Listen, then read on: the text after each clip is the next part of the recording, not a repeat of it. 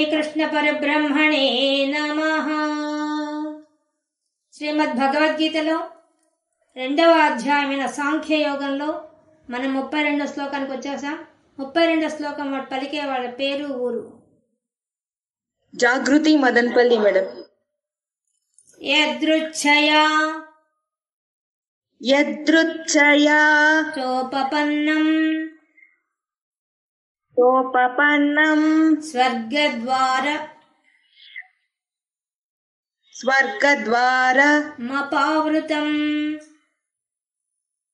అపావృతం సుఖినః క్షత్రియాః పార్థ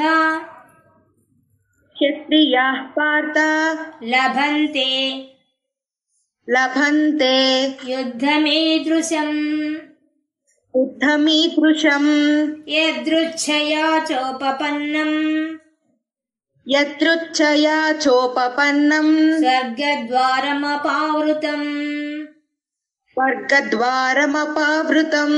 సుఖినః క్షత్రియాః పార్థ లభంతే యుద్ధమీదృశం. యదృచ్ఛయా చోపపన్నం స్వర్గద్వారమపావృతం సుఖినః క్షత్రియాః పార్థ లభంతే యుద్ధమీదృశం. యదృచ్ఛయా చోపపన్నం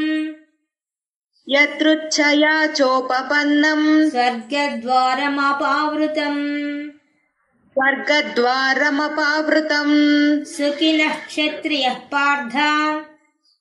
సుఖినః క్షత్రియాః పార్థ లభంతే యుద్ధమీదృశం. జాగ్రత్త గారు మ్యూట్ చేసుకోండి. యదృచ్ఛయా చోపపన్నం స్వర్గద్వారం అపావృతం. ఇక కృష్ణ పరమాత్మ భగవంతుడు చెప్తున్నాడు అర్జునుడికి, ఇంకా బాగా చెప్తున్నాడు. ముందు ఏం చెప్పాడు అర్జునుడు? నేను భిక్షం ఎత్తుకోనైనా తింటాను తప్పించి రక్తపు కూడు నేను తినను, యుద్ధం చెయ్యను అని చెప్పాడు. మొట్టమొదటి మాట. ఏమేం మాటలు మొదటి అధ్యాయంలో చెప్పాడో వాటి అన్నింటికి జవాబు చెప్తున్నాడు కృష్ణ పరమాత్మ. ఏం చెప్పాడు? మొట్టమొదట నేను భిక్షం ఎత్తుకోనైనా తిరుగుతాను తప్పితే ఈ హింస నాకు వద్దు అని మాట్లాడాడు కదా. దానికి చెప్తున్నాడు, నువ్వు బిచ్చం ఎత్తుకుంటావా? బిచ్చం ఎత్తుకోవాల్సిన పరిస్థితిలో ఉన్నావా? నువ్వు ఏ స్థానంలో ఉన్నావు? ఎక్కడున్నావు నువ్వు అని ముందు స్వధర్మం గురించి చెప్పాడు. స్వధర్మంలో కూడా యుద్ధం గురించి చెప్తున్నాడు. నువ్వు యుద్ధమే కదా ఫస్ట్ చేయను అంటున్నావు. అసలు యుద్ధం ఎందుకు చేయాలి చెప్తా విను. ఎందుకు? యదృచ్ఛయా చోపపన్నం ఉపపన్నం. యదృచ్ఛ, నీకు అనుకోకుండా నీ జీవితంలో నువ్వు అసలు అనుకోలేదు యుద్ధం చేస్తావు, నువ్వు అనుకోలే. ఆ యుద్ధం చేయాల్సిన పరిస్థితి నీకు ఎదురొచ్చింది. నీ జీవితంలోకి అదే వచ్చింది. నువ్వు పిలవలే, అదే వచ్చింది. నువ్వుగా ఏమన్నా పోయి దుర్యోధన తగాద పెట్టుకున్నావా? ఏం పెట్టుకోలేదే. బాగా లాజిక్ గా ఆలోచించు. నీ ప్రయత్నం ఏమైనా ఉందా దీంట్లో? ఈ యుద్ధం చేయడానికి నీవుగా గిలి కజ్జాలు పెట్టుకొని దుర్యోధనతో యుద్ధం చేయాలనుకున్నావా? ఏమనుకోలేదు కదా. నీ ప్రయత్నం ఏదన్నా ఉందా? ఏమీ లేదు. యదృచ్ఛయ, యాదృచ్ఛికంగా జరిగిపోతుంది. ఆ యుద్ధం నీ ముందుకు వచ్చింది. అదే నీ ప్రయత్నం లేకుండా, నీవు ఎటువంటి కష్టపడకుండా అది నీ ముందుకు వచ్చి నిలబడింది యుద్ధం. అలాంటప్పుడు ఆ యుద్ధంలో ఇప్పుడు నీవంతా నీ సొంత ప్రయత్నంతో చేసి ఉంటే అయ్యో తప్పు అయిపోయింది, ఈ తప్పు నేను చేయకూడదు, నేను బిచ్చవెత్తుకొని బతకాలని అన్నా అర్థం ఉందయ్యా. అర్థం ఉందా నువ్వు మాట్లాడిన మాటలో? ఏమన్నా అర్థం ఉందా? ఏం లేదు. యదృచ్ఛయా, అనుకోకుండా నీ జీవితంలోకి యుద్ధం అనేది ప్రవేశించేసింది. ఉపపన్నం, వచ్చేసింది. ఆ వచ్చేసిన దాన్ని నీ అదృష్టం. అది నీ జీవితంలోకి యుద్ధం రావడం అనేది నీ అదృష్టం. నీకు అది తెలియడం లేదు. ఎదురుగా వచ్చిన దాన్ని ఎగిసి కాలుతో తంటున్నావు. ఎంత అదృష్టం పట్టింది నీకు? అదేంది ఎంత అదృష్టం అంటావా అంటే, అవును అదృష్టం. ఎందువల్ల స్వర్గద్వారం అపావృతం. స్వర్గద్వారం అపావృతం. నీకు స్వర్గ ద్వారాలు తెరుచుకున్నాయి. యుద్ధం చేయడం వల్ల ఏమవుతుంది? యుద్ధ భూమిలో మరణించిన వాడికి వీర స్వర్గం వస్తుంది. నువ్వు మరణించిన వీర స్వర్గం వస్తుంది. నువ్వు ఇందాకన్నావే, ఏమన్నాడు ఆయన? దుర్యోధన నేను ఆయుధాలు పట్టను, గమ్ము నిలబడతాను, దుర్యోధన నుంచి చంపేసినా కూడా పర్వాలేదన్నాడు కదా. అది తప్పు. నువ్వు యుద్ధ రంగంలో పోరాటం చేసి మరణిస్తే నీకు వీర స్వర్గం లభిస్తుంది. ఆ స్వర్గ ద్వారాలు తెరుచుకున్నాయి. యుద్ధంలో పాల్గొనే ప్రతి ఒక్కరు కూడా స్వర్గానికి పోవడానికి అనువైన ఈజీ మెథడ్. దాన్ని కూడా నువ్వు వద్దన్నావు. బిచ్చం ఎత్తుకుంటానంటావా నువ్వు? చూడండి, ఒక్కొక్క మాటకు తగినట్టుగా మాట్లాడుతున్నాడు. కానీ ఎక్కడైనా హత్య చేస్తున్నాడా? చెప్పే మాటలు ఎక్కడ హత్య చేయకుండా మాట్లాడుతున్నాడు. అది తెలివి అంటే. మనం కృష్ణ పరమాత్మ మాట్లాడే ప్రతి మాటని గమనించాలండి. చాలా తెలివిగా, ఎక్కడ మనసు గుచ్చుకోకుండా నెమ్మదిగా ఒక తండ్రి మాట్లాడినట్టు, ఒక స్నేహితుడు మాట్లాడినట్టు మాట్లాడతాడు. చాలా బాగా మాట్లాడతాడు. ఈ విధంగా మాట్లాడడం వస్తే హాయిగా బతికిపోవచ్చు. ఎట్లా అడుగుతున్నాడు చూడండి. స్వర్గద్వారం అపావృతం. స్వర్గానికి ద్వారం తెరుచుకున్నట్టుగా నీ జీవితంలోకి వీర స్వర్గం పొందే అదృష్టం నీకు లభించింది. కానీ నువ్వేమంటున్నావు? నేను దుర్యోధన వాళ్ళ చేతిలో మరణిస్తా అని చెప్తున్నావు. నేనే యుద్ధం చేయను, వాళ్ళుగా వచ్చి వాళ్ళ ఆయుధాలతో చంపితే చంపని అన్నావు కదా ఇందాక. ఏం అవసరం? వాళ్ళు చంపేదేంది నేను? అసలు యుద్ధం చేయకుండా ఉండేదేంది నువ్వు? అసలు యుద్ధం చేస్తే వీర స్వర్గం పొందుతావు. అంతకంటే భాగ్యం ఏముంది? సుఖినః క్షత్రియ పార్థ. అదే నిజమైన సుఖం క్షత్రియుడికి. క్షత్రియుడికి కావాల్సిన సుఖమేంది? వీర మరణం పొందాల యుద్ధ భూమిలో. అది కదా అసలైన స్వర్గం. ఆ స్వర్గం నీకు లభిస్తోంది. పార్థ, మళ్ళీ పార్థ చెప్పేశాడు. పార్థ, ఆ పదాలు అర్జునుని పిలిచే ప్రతి పదాన్ని గమనించాలి. అంత పైకి పిలుస్తున్నట్టు అర్జున అన్నట్టుగా ఉంటుంది. లోపల అర్థం వేరే ఉంటుంది. ఇంత చక్కగా చెప్తాడో. ఆ సందర్భాన్ని బట్టి, సమయాన్ని బట్టి చక్కగా పదాలు ఉపయోగించేస్తారు. పార్థ లభంతే యుద్ధమీదృశ్యం. ఈ విధంగా నీకు అనుకోకుండానే నీ జీవితంలోకి ఈ యుద్ధం లాభం చేకూర్చేటువంటి యుద్ధం నీ జీవితంలోకి వచ్చేసింది. నీకు ఎదురొచ్చింది. ఎంత అదృష్టం అనుకుంటున్నావు? ఇది నీకు తెలుస్తోంది ఆ విషయం? నువ్వేం మాట్లాడావు? బిచ్చం ఎత్తుకుంటాను ఒక మాటలు మాట్లాడావు. ఇంకోటి, నేను ఆయుధం పట్టను, దుర్యోధన వాళ్ళు కొట్టి చంపేస్తే చంపని అన్నావు కదా. మామూలుగా ఆలోచించు. క్షత్రియ జన్మం ఏంది? క్షత్రియుడైన వాడు యుద్ధ భూమిలోపై యుద్ధం చేసి మరణించాలి. అప్పుడు వాడు వీర స్వర్గం పొందుతాడు. అంతే తప్ప పిరికి పందలాగా యుద్ధం చేయకుండా నిలబడి మరణించకూడదు. అప్పుడు స్వర్గం లభిస్తుంది యుద్ధం చేసిన ద్వారా. ఒకవేళ నువ్వు బతికావా? బతికినా వీర స్వర్గమే నీకు. ఎందువల్ల? యుద్ధంలో గెలిచావు కదా. యుద్ధంలో గెలిచినా నీకు వీర స్వర్గమే, ఒకవేళ మరణించినా వీర స్వర్గమే. ఇంతకంటే ఏం కావాలి? క్షత్రియులంతా తహతహలాడతారు. యుద్ధం, కొంతమంది జీవితాలు యుద్ధం చేయకుండానే గడిచిపోతాయి. కానీ అటువంటిది నీ జీవితంలో యుద్ధం వచ్చేసింది. యుద్ధం వచ్చి యుద్ధం చేయరా నాయన అంటే, నేను చేయను, నేను బిచ్చం ఎత్తుకుంటాను, రక్తపు కూడు తిన్ను, ఏమో మాట్లాడుతున్నాను. అవన్నీ ఆయన చెప్పాలా? ఆయన ఇండియన్ స్పీచ్ లో మాట్లాడతాడు. కృష్ణ పరమాత్మ తెలివి అంతా ఎక్కడుందంటే డైరెక్ట్ గా ఒక్క మాట కూడా అనడు. లోపలుండి అంతా అర్థం అంతా కలిపి చెప్పేస్తాడు. ఒక్క మాటలో చెప్పేస్తాడు. పార్థ అనే పదంలోనే ఉంది అంతా. ఎందుకు వేచాడు పార్థ అంటే, పృథ యొక్క కుమారుడు పార్థుడు అంటే కుంతిదేవి యొక్క కుమారుడు. కుంతి యొక్క మరొక పేరు పృథ.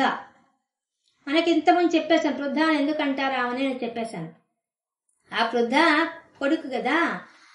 ఆమె ఈ కృష్ణ పరమాత్మ హస్తినాపురానికి పోయినప్పుడు యుద్ధం అనివార్యం అని చెప్పడానికి పోతాడు. ఆ విదురుడి దగ్గర ఉంటుంది ఆ కుంతిదేవి.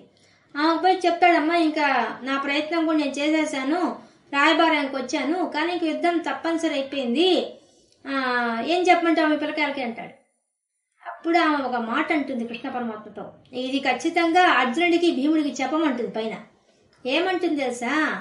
నేను క్షత్రియ మాతగా, ఒక క్షత్రియుని, ఒక పిల్లవాడు క్షత్రియుడిని కన్న మాతగా నా జీవితంలో ధన్యత పొందబోతున్నాను. ఈ భాగ్యం నాకు కలగబోతోంది. ఒక బిడ్డను కన్నందుకు ఆ బిడ్డ నా క్షత్రియ ధర్మాన్ని నిర్వర్తించడానికి అవకాశం, సందర్భం కూడా వచ్చేసింది.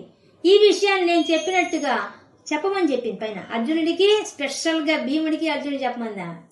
మిగతా వాళ్ళకి కాదు, వీళ్ళిద్దరికి స్పెషల్ గా చెప్పమందా? ఎందుకు? వాళ్లే ఎక్కువ యుద్ధం చేస్తారని తెలుసు ఆమెకి. అందుకని ఇద్దరికి చెప్పమని చెప్పింది. వీరమాతగా ఉండాలని కోరుకుంటున్నాను నేను అని చెప్పింది. అంటే అప్పటి సంప్రదాయంలో, అప్పటి ఆచారాల్లో క్షత్రియ ధర్మము స్త్రీలకు ఎంత గొప్పగా తెలుసో చూడండి. ఒక తల్లి యుద్ధానికి పొమ్మని చెప్పి ప్రోత్సహిస్తూ చెప్తోంది. ఎంత గొప్ప విషయం అది. ఎవరైనా చెప్తారా? తన యుద్ధరంగాన్ని పోతే మరణిస్తారేమో పిల్లకాయలను బాధపడతారు. ఇప్పుడు ఇంతెందుకు, మనమైతే పిల్లకాయల్ని ఊరికే స్కూల్ దాకా పంపిస్తే ఆయన కూడా వెహికల్స్ ఎక్కువ వస్తాయి ఏమవుతుందని చెప్పి టెన్షన్ పడుతూ పంపిస్తారు పిల్లల్ని. ఇంటికి వచ్చేదాకా టెన్షన్ పడతారు. కానీ యుద్ధ రంగంలోకి సాహసం చేసి ప్రాణాలకు తెగించి వాళ్ళు యుద్ధ రంగానికి పోవాలి. దానికి ఒక స్త్రీ ఎంత బాగా చెప్తోంది చూడండి. ఆమె, నేను వీర మాతను కావాలనుకుంటున్నాను, క్షత్రియ మాతను కావాలనుకుంటున్నాను అని చెప్తోంది ఆమె. ఒక తల్లి. ఎంతో గొప్ప విషయం చూడండి. అందుకు పార్థ అనే పదం ఉపయోగించాడు. నీ తల్లి చెప్పిన మాట మర్చిపోయావా? ఎట్లాంటి పదం చూడండి అప్ప. అంటే తల్లి, నీ తల్లి యొక్క ఎయిమ్ ఏంది? నువ్వు యుద్ధం చేయాలా, విజయం సాధించాలని ఆమె కోరిక. నువ్వు కనీసం దానికి కూడా విలువ ఇవ్వవా?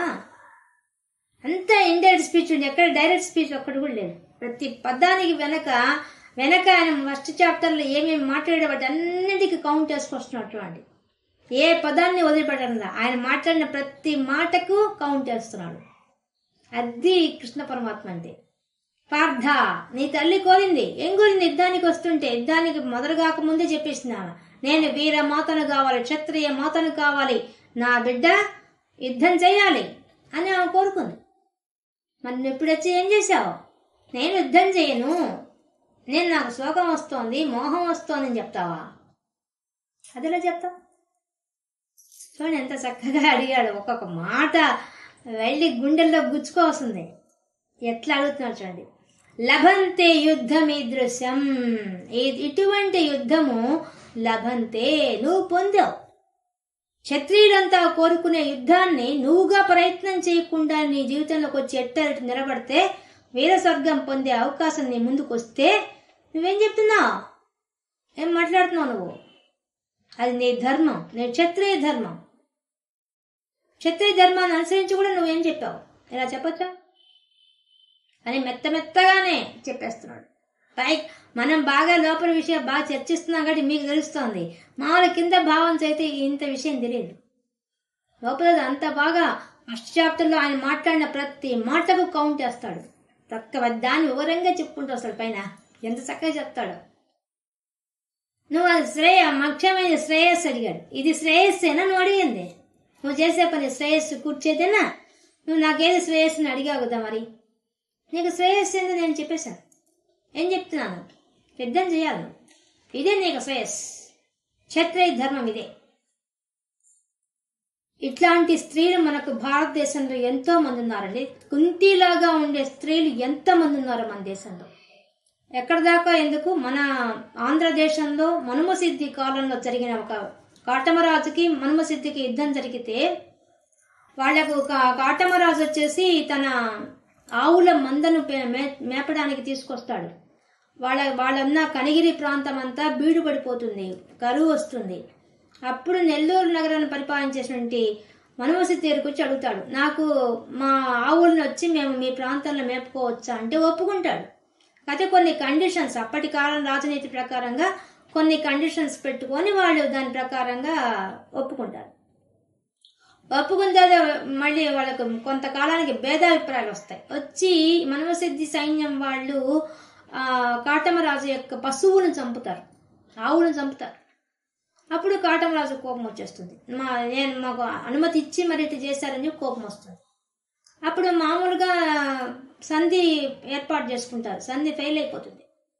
ఫెయిల్ అయిపోయి యుద్ధం దాకా వెళ్ళిపోతారు. యుద్ధం అనివార్యం అయిపోతుంది. యుద్ధం చేయడానికి సిద్ధపడిపోతారు. అటు కాటమరాజు వాళ్ళు, ఇటు మనుమసిద్ధి వాళ్ళు.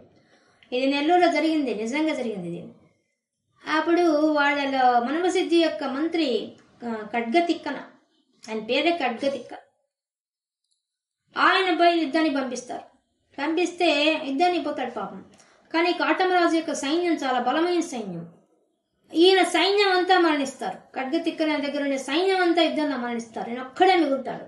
ఇంకా మళ్ళీ ఇంటికి పోయి సైన్యం, రాజ్యానికి వచ్చి సైన్యం తీసుకుపోవాలని చెప్పి వెనక్కి వస్తాడు పాపం.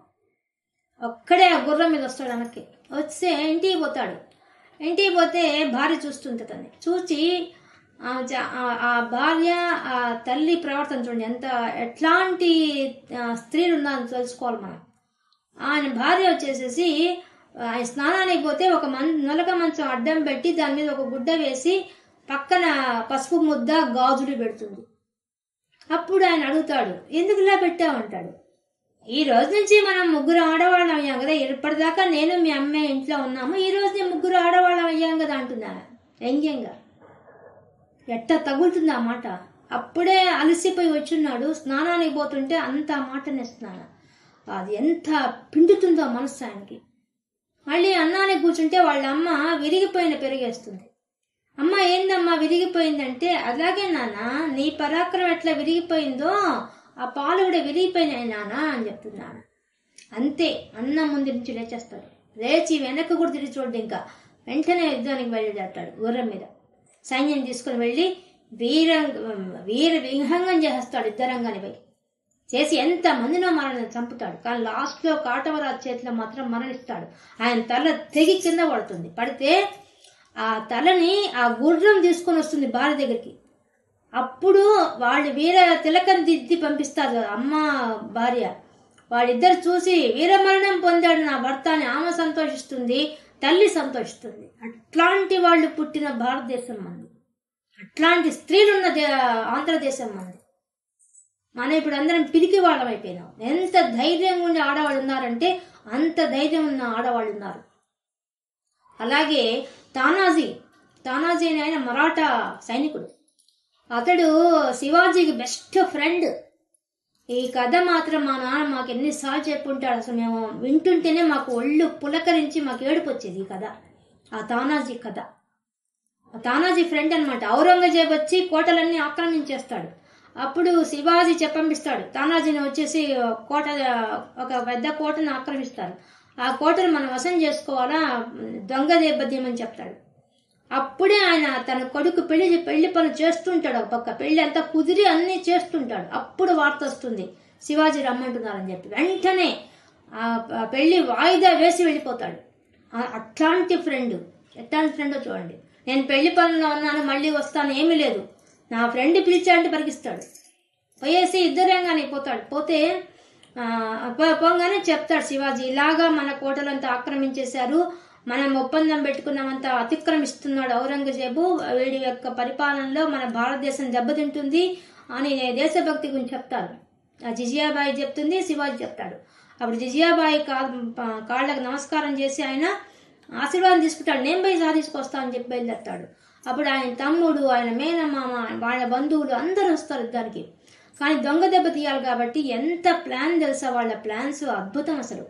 ఆయన తానాజీ ఏం చేస్తాడంటే, ఉడుములు ఉంటాయండి, ఉడుములనే మన బలిలాగా ఉంటాయి, తొండల్లాగా ఉంటాయి, ఉడుము పట్టు అంటారు. ఆ ఉడుము గోడను పట్టుకుంటే ఇంకా కదలదు, అతుక్కోపోతుంది, అది అంత గట్టిగా ఉంటుంది. అది అప్పటి రోజుల్లో చూడండి వాళ్ళ సాధనాలు ఎంత గొప్పవో.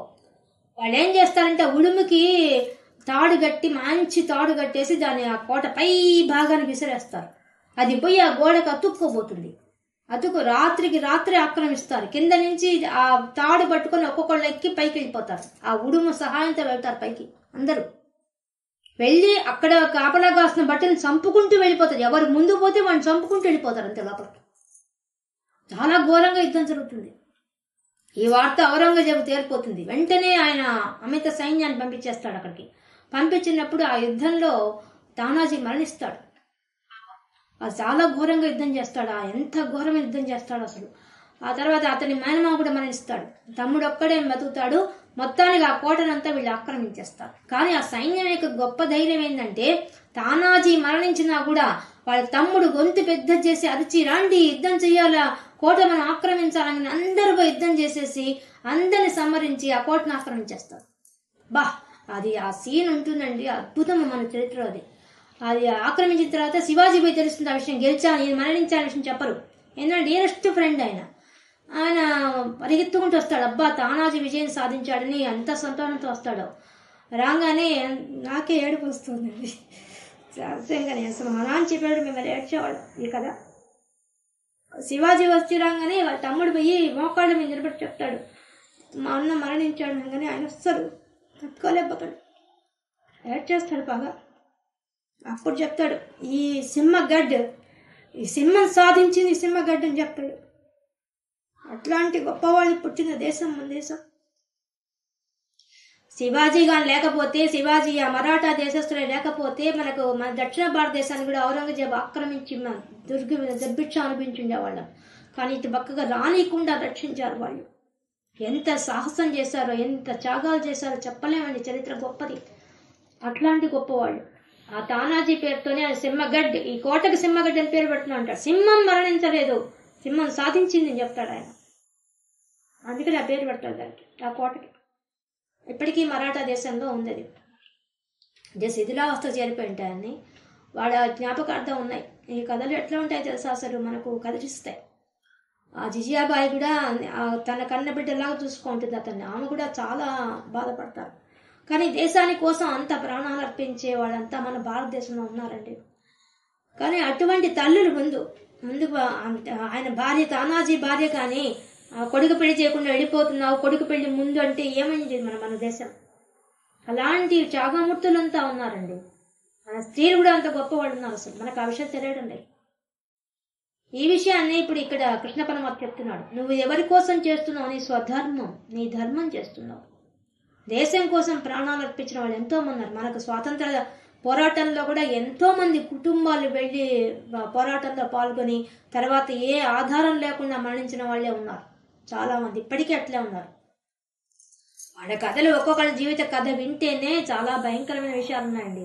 మనం అవేవి తెలుసుకోకుండా ఏదో జీవితం గడిపేస్తున్నాం, కానీ నిజానికి చాలా గొప్ప వాళ్ళు ఉన్నారు మన దేశంలో. కాబట్టి ఈ విధంగానే అర్జునుడిని అడుగుతున్నాడు కృష్ణ పరమాత్మ. ఏమని?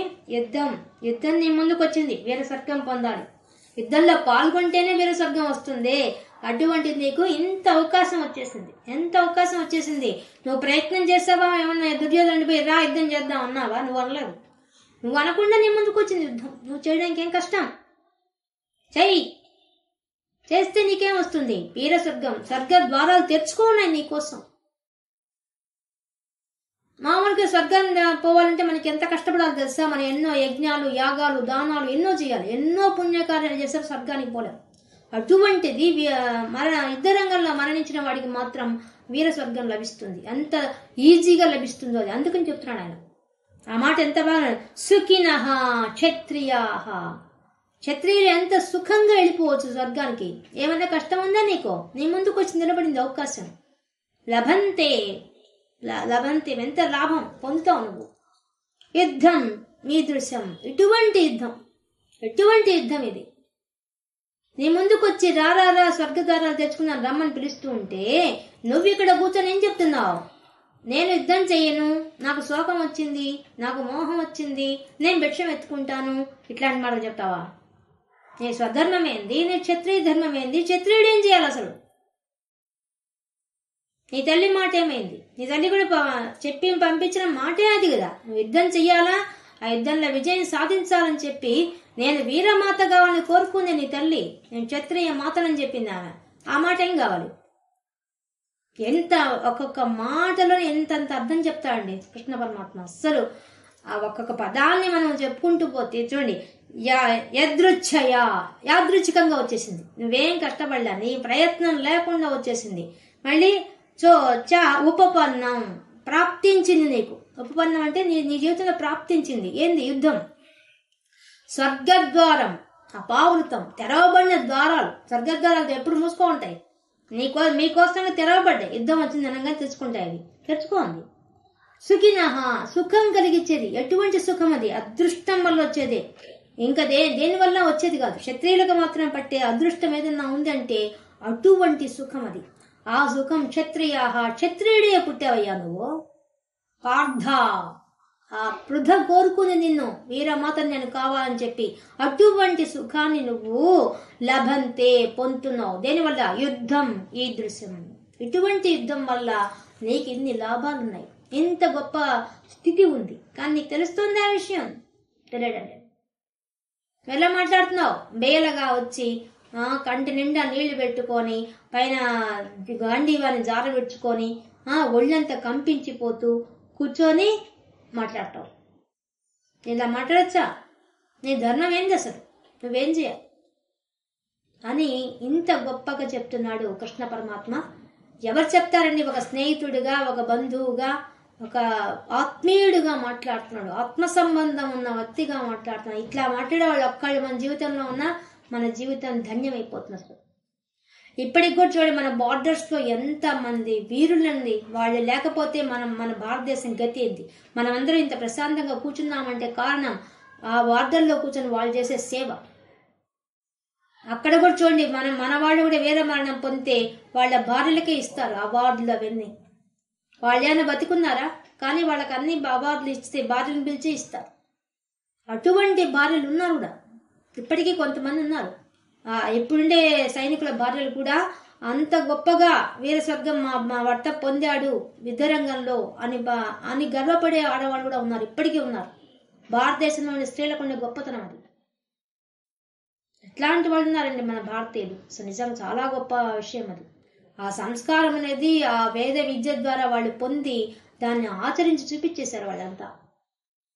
అటువంటి వాళ్ళు ఉన్న ప్రదేశంలో మనం పుట్టడమే మన భాగ్యం. అసలు చాంటి గొప్ప వాళ్ళు, ఎంత గొప్ప చరిత్ర గల వాళ్ళు, గొప్ప సంస్కృతి గల వాళ్ళు. ఇప్పుడు కుంతి క్యారెక్టర్ ఎంత గొప్పదండి. అసలు ఆ మాట అనిందంటే ఆమె ఏమనుకోవాలి చెప్పండి? వేతలకు నిద్దడానికి సిద్ధంగా ఉందా? ఆ తర్వాత ద్రౌపది మాటలు ఇంకా అద్భుతంగా ఉంటాయి. భారతంలో ఆమె మాట్లాడే మాటలే అసలు కీలకమైన మాటలు.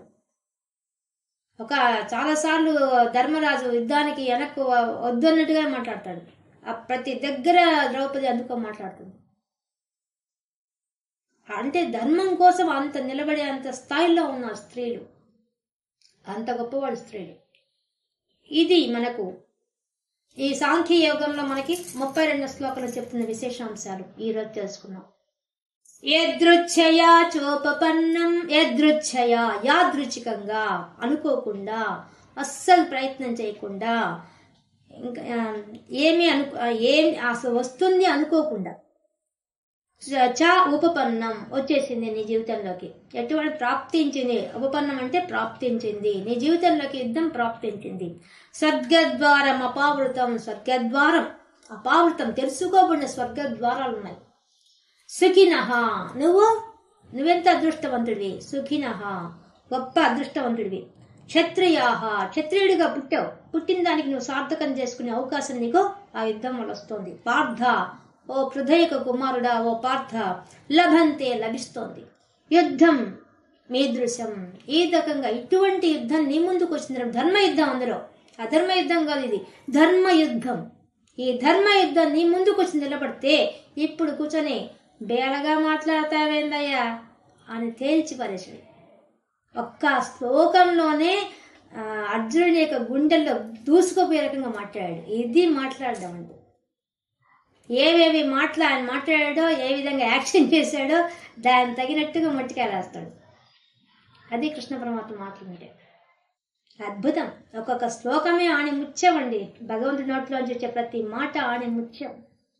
ఈ విధంగా మనం చదువుతుంటే అసలు ప్రతి శ్లోకం ఎంత అద్భుతమైంది అనిపిస్తుంది.